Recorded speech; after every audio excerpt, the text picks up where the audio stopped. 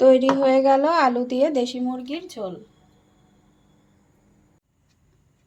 আসসালামু আলাইকুম, আশা করছি আপনারা সবাই ভালো আছেন, আমিও ভালো আছি। আজকে আরেকটি নতুন রেসিপি নিয়ে আপনাদের মাঝে চলে আসলাম। আজকে আমি রান্না করব আলু দিয়ে দেশি মুরগির ঝোল। এজন্য আমি একটি মুরগি 1 কেজি ওজনের নিয়ে নিয়েছি। মুরগিটি আমি কেটে ধুয়ে ভালো করে পরিষ্কার করে নিয়েছি। এখন আমি মুরগিটি রান্না করব। এজন্য আমি চুলায় একটি প্যান বসিয়ে দিয়েছি। এখন চুলাটা অন করে দিলাম।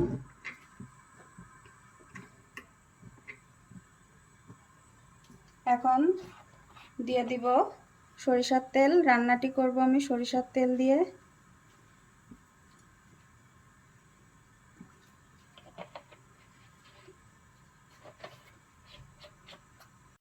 তেলটা গরম হয়ে গেছে। এখন আমি এর মধ্যে দিয়ে দিচ্ছি পেঁয়াজ আর কাঁচামরিচ কুচি।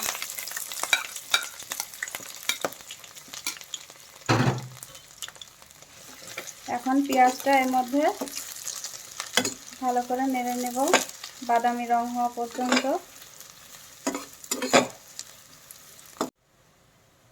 দেখুন পেঁয়াজটা হালকা বাদামি রং হয়ে গেছে। এখন আমি এর মধ্যে দিয়ে দিচ্ছি 3টা তেজপাতা, 2টা শুকনা মরিচ, 4টা দারচিনি আর 5টা এলাচ। এখন এগুলো দিয়ে আবার একটু নেড়ে চেড়ে নেব।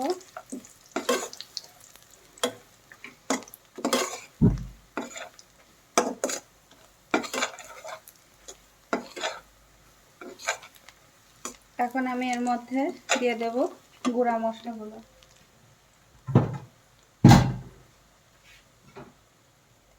দিয়ে দিচ্ছি 1.5 টেবিল চামচ আদা বাটা, 1 টেবিল চামচ জিরা বাটা, 1 টেবিল চামচ রসুন বাটা, 1 টেবিল চামচ ধনিয়া গুঁড়া, 1 টেবিল চামচ মরিচের গুঁড়া আর 1 টেবিল চামচ হলুদের গুঁড়া আর স্বাদ মতো লবণ।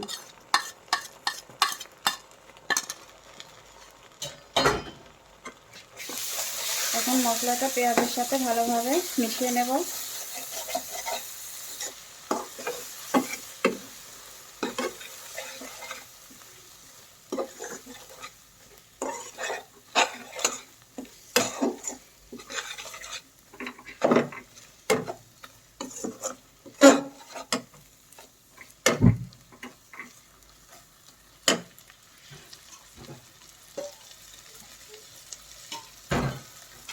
মশলাটা কষানোর জন্য এখন এতে দিয়ে দিচ্ছি সামান্য পরিমাণে পানি।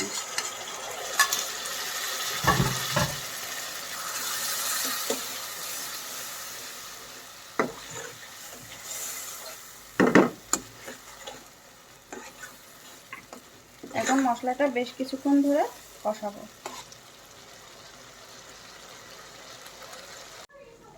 দেখুন মশলাটা ভালোভাবে কষানো হয়ে গেছে, মশলা থেকে তেলও ছেড়ে দিয়েছে।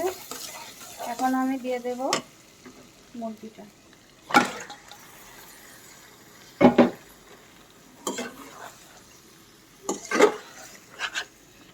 এখন মশলার সাথে ভালোভাবে মেশাবো।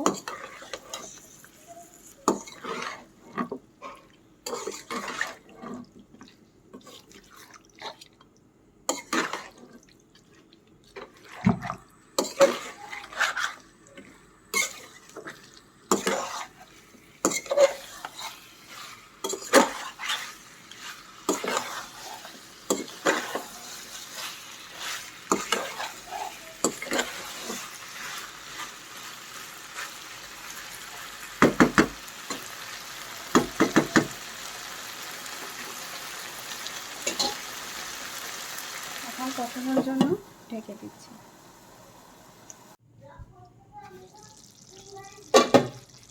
দেখেন মাংসটা খুব ভালোভাবে কষানো হয়ে গেছে।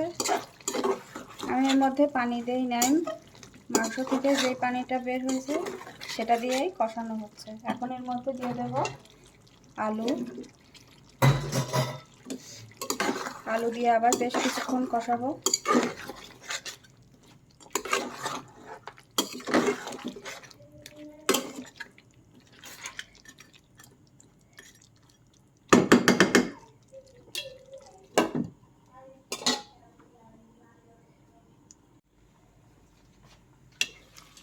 দেখেন মাংস থেকে তেলও ছেড়ে দিয়েছে, মাংসটাও খুব ভালোভাবে কষানো হয়ে গেছে।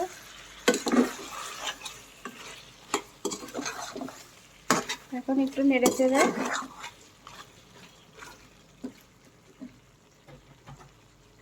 দিয়ে দিব পানি।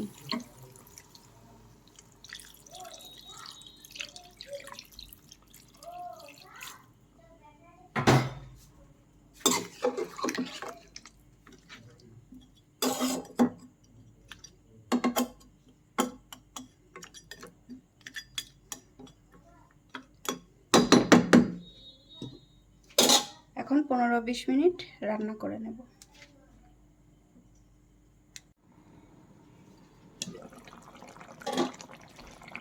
দেখেন মাংসটা পারফেক্টভাবে হয়ে গেছে। এখন আমি উপরে দিয়ে দিচ্ছি গরম মশলার গুঁড়া।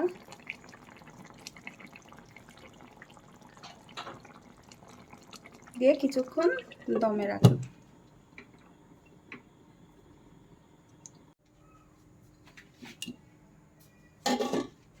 দেখেন ঝোলের কালারটা কি সুন্দর আসছে। তো আমার রান্নাটা যদি আপনাদের ভালো লেগে থাকে অবশ্যই কমেন্টের মাধ্যমে জানাবেন। আর আমার চ্যানেলটি অবশ্যই লাইক, কমেন্ট, শেয়ার এবং সাবস্ক্রাইব করতে ভুলবেন না। আল্লাহ হাফেজ।